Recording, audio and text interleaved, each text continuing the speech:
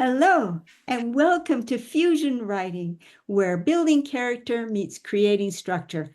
This is our writing week, and oh my goodness, when you think about the material that we've covered this month, you should have a blast writing.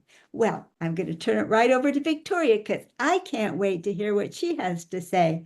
Victoria? Hello, anti-novelists and Lilligans. Welcome back to Fusion Writing. So this is a special writing week, and I'm not going to give you too many spoilers because I'll save it for the map tomorrow when we get into it. But every year, one of the ways that I manage to get a good block of writing done is I have the great fortune to be able to take a week-long writer's retreat. So today, well, by the time you see this video, I will be on the road to our cattle ranch in Wyoming, where I will spend roughly 8 days completely off the grid with nothing to do but write. So what I want to talk to you about when we get to tomorrow is, number one, I want to give you some tips for if you don't have the good fortune of having this kind of experience, some things that you can do to carve out a little bit of writing space and time.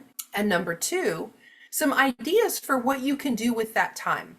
I've gotten several really good questions about writing an effective villain. So that's what I'm going to tackle. And I think you will find it dovetails really nicely with what Kathleen's going to talk about. So that's where we're headed. We're going to talk about digging into your writing, whether you have a little or a lot of time, and then give you some tips on how to tackle that bad guy so you can get him onto the page where he needs to be. So with that, I will throw it back to Kathleen. Oh, thank you, Victoria. I can't wait to hear your tips because I sure need them. I've been doing a lot of writing, but it's all been in the nonfiction, and my poor fiction story has been sitting on the back burner for a while. Well, what I want to cover today in the compass is give you a hint at some character traits, kind of a reminder of what we covered last 2 times when we were talking about character traits.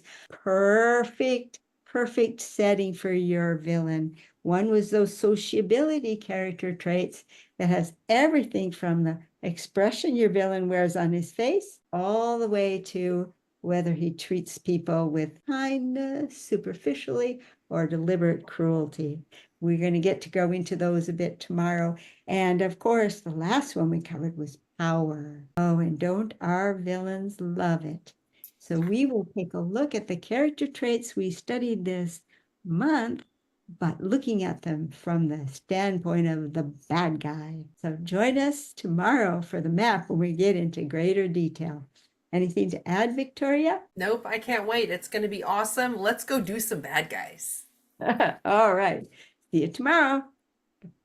See ya.